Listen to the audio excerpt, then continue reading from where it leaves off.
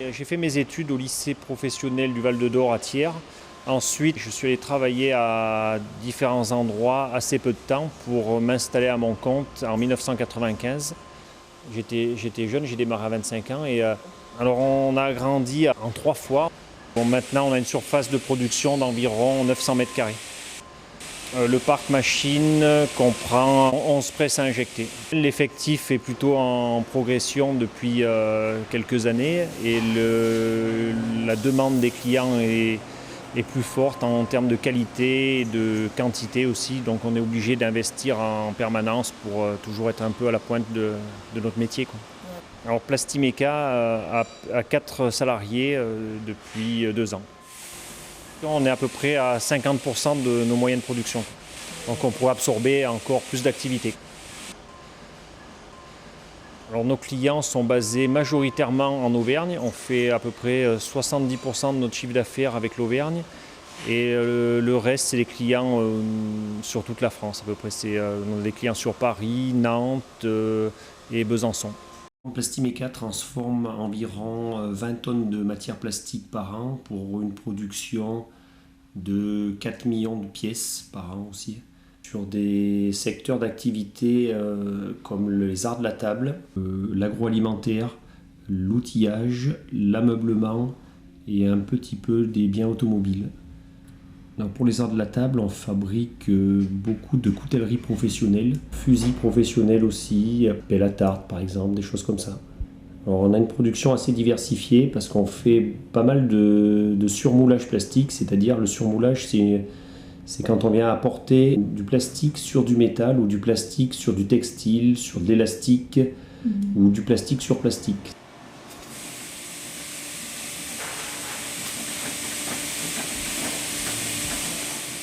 C'est la matière première pour réaliser les pièces en plastique. Là, il y a un pourcentage d'or broyé. On voit il y a à peu près 40% de matière recyclée. Toute la matière est recyclée en interne dans l'entreprise. Donc la matière monte par un tuyau comme un aspirateur, rentre dans la machine, est fondue et rentre sous pression à l'intérieur du moule.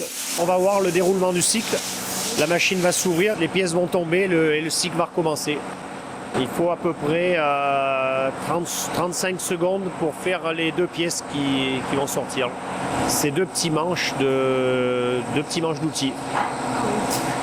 Voilà, les pièces sont sorties. C'est ce qu'on appelle le surmoulage.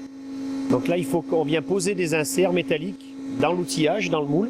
En fait, la machine vient couler le plastique autour de cette pièce métallique. Oui, il y a un opérateur qui charge et qui décharge la machine et qui contrôle les pièces.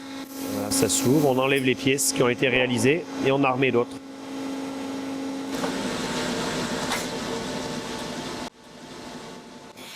Ça, c'est du plastique vierge. Quand on l'achète neuf, il est comme ça. Si on veut faire du rouge, par exemple, on va mettre 2% de colorant. Il faut qu'on le colore à la demande du client.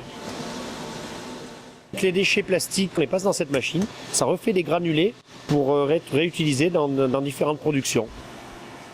On mélange les couleurs pour réutiliser pour faire des productions uniquement en noir, pour pas avoir de pollution externe en fait. S'il y a du rouge, du jaune, du vert, on mélange toutes ces couleurs, on remet du colorant noir et on fait du noir.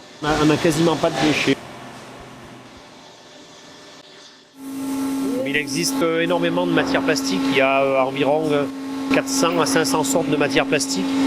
Donc il ne faut surtout pas faire de mélange en fait dans les matières pour avoir les qualités correctes. C'est toutes des matières qui sont aptes au contact alimentaire.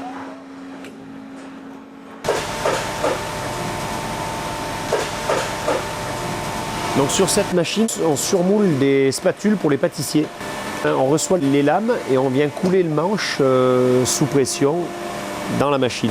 Alors, le dernier investissement de Plastimeca de cette année, c'est une presse à injecter horizontale de 120 tonnes pour réaliser diverses productions de pièces plastiques équipées d'un robot pour attraper les déchets. Comme ça, ça évite un opérateur de faire le tri des pièces. Il y a juste les pièces plastiques qui tombent et le déchet est trié et remis dans un broyeur automatiquement. Il y a juste une personne qui intervient pour sortir les pièces de temps en temps, on va dire toutes les heures à peu près. Et une personne peut s'occuper de 5-6 machines automatiques.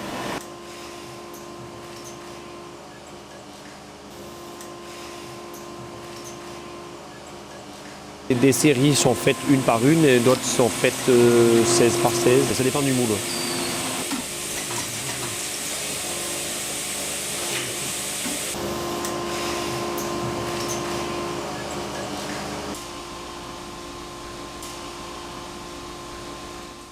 Ce moule va réaliser cette pièce là, qui est un couvercle en matière plastique.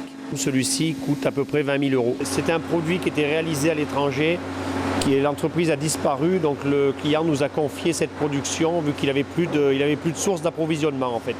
Une série peut durer à peu près une demi-journée comme 15 jours de travail. Alors, une bonne partie de la maintenance est faite en interne chez nous par nos équipes, et après ce qui est la partie qui est plus électricité électronique qui est sous-traitée à 100%. Les couleurs pastel sont assez à la mode depuis quelques temps. Et les matières souples aussi pour avoir un toucher soft. C'est beaucoup utilisé maintenant dans les manches d'outils, même en coutellerie, des choses comme ça. Et on a une bien meilleure adhérence quand on a les mains humides sur un outil ou sur un ustensile de cuisine. On tient mieux le produit dans la main. Là, on reçoit des lames comme ça. On vient couler le manche autour pour faire des couteaux à fromage pour les professionnels dans les fromageries pour couper les grosses meules de fromage.